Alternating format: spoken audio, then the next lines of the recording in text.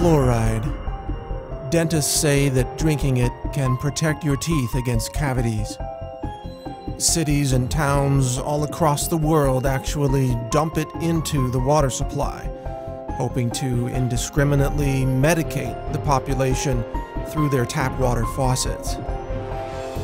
The official story on fluoride sounds wonderful. Drink the stuff and you won't get cavities, we're told. It's a nice story. But there's another side to this story, a side you're never told.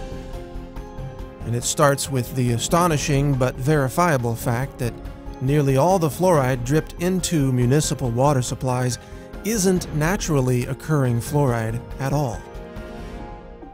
In fact, it's actually a combination of hexafluorosilicic acid and sodium silicofluoride. These two chemicals are considered highly toxic by the EPA.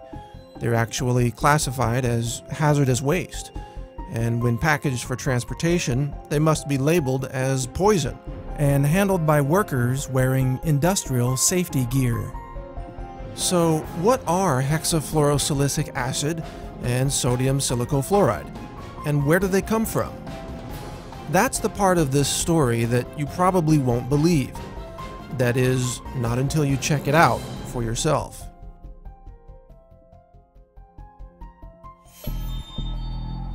Because the more you look into the mythology of fluoride, the more bizarre this story becomes. And this bizarre story begins at phosphate mining companies. Phosphate is an important mineral used in fertilizers.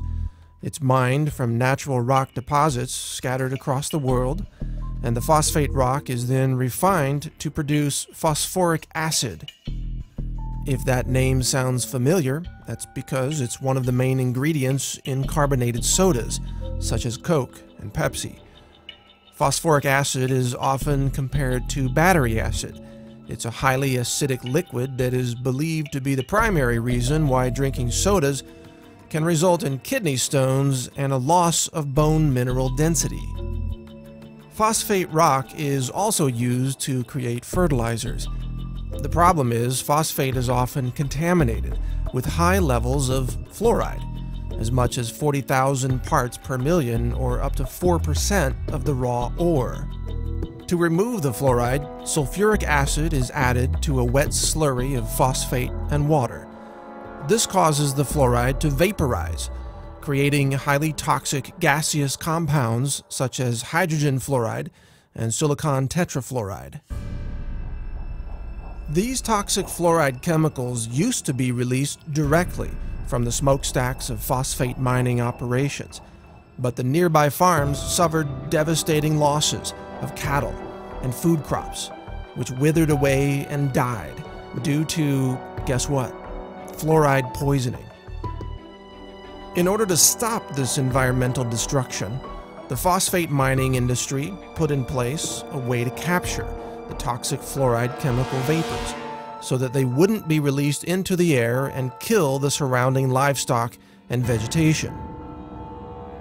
This was accomplished by installing wet scrubbers that captured the toxic fluoride chemicals, preventing them from being released into the environment and killing the plant and animal life living nearby.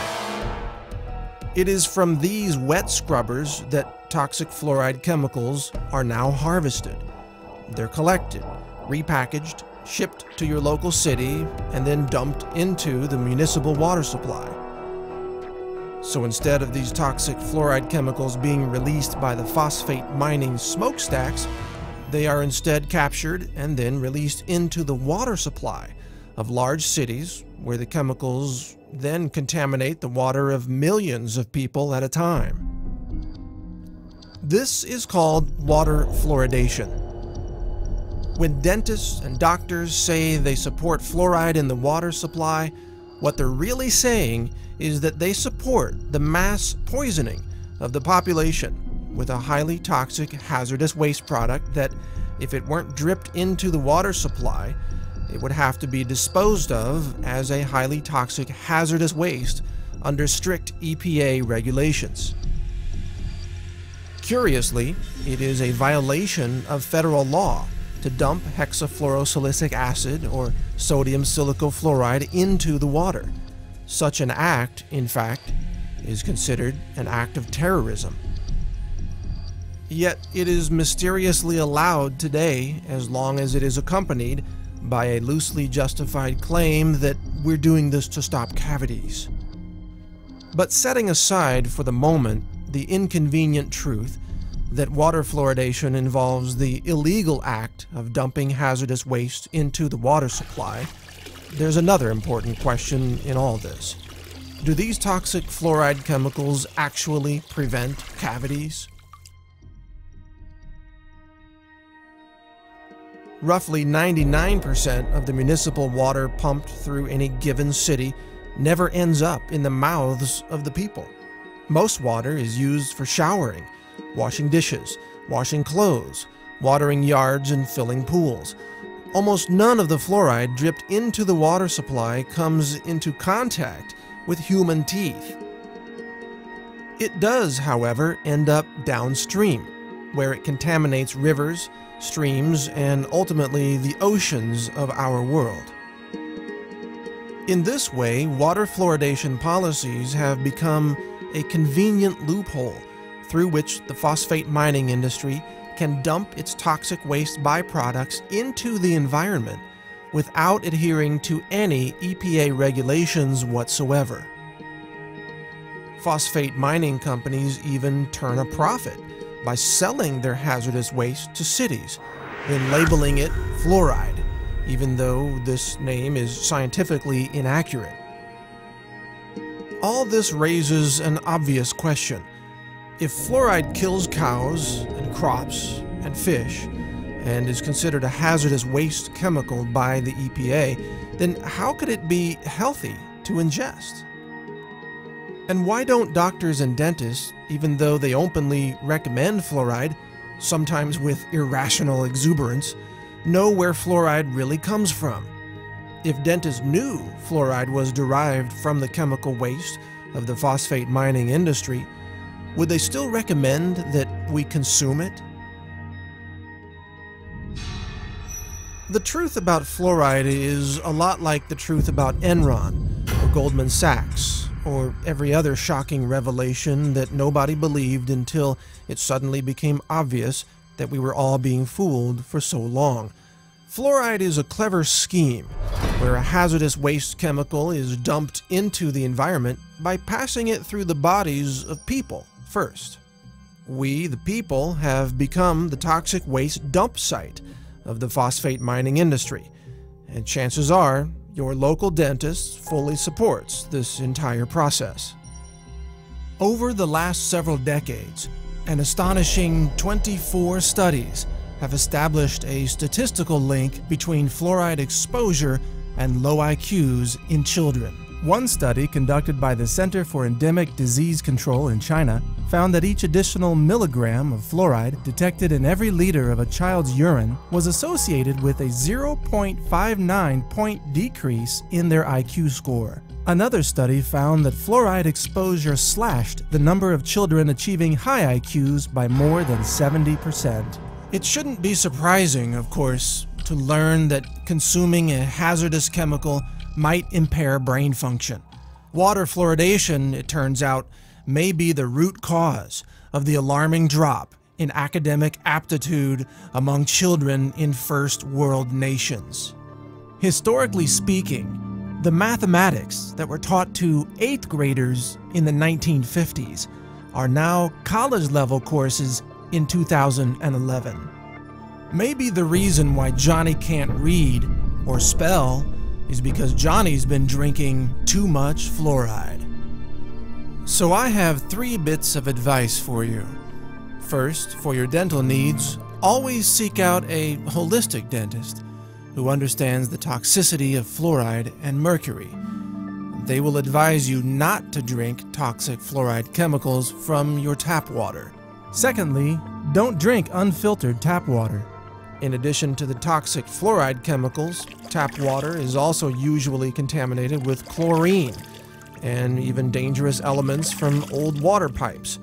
Buy a good countertop water filter from a company like Aquasana, or get a whole house filter to remove chlorine and fluoride from the water entering your home. Thirdly, help fight water fluoridation in your local city or town.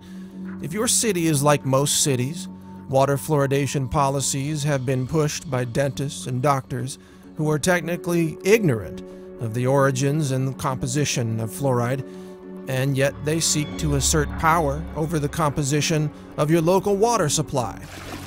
They essentially attempt to mass medicate the entire population with what can only be called a drug, a biologically active chemical that they claim can prevent a health condition.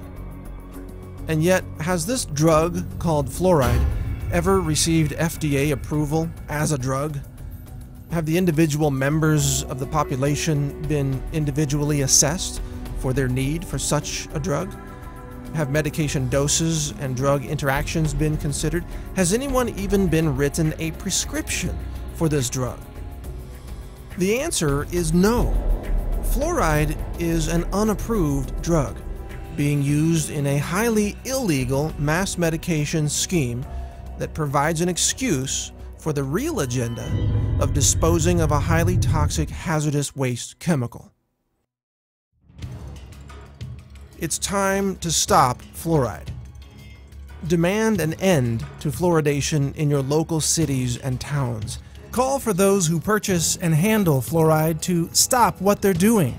Question the safety of these toxic chemicals being dripped into the water supply. These are actions that endanger the public. They could be called acts of terrorism. And publicly shame the doctors and dentists who have taken part in this mass chemical poisoning, causing untold harm to populations all over the world. Help us stop the fluoride poisoning of our world. Learn more at naturalnews.com. Join the Facebook group No Fluoride. See more videos about fluoride at naturalnews.tv. Visit fluoridealert.org and other anti-fluoride websites that are working to end the fluoride poisoning. Together, with your help, we can end the era of fluoride in our world and protect our children from this industrial poison. Thank you for listening. This is Mike Adams, the Health Ranger, reporting for naturalnews.com and the nonprofit Consumer Wellness Center.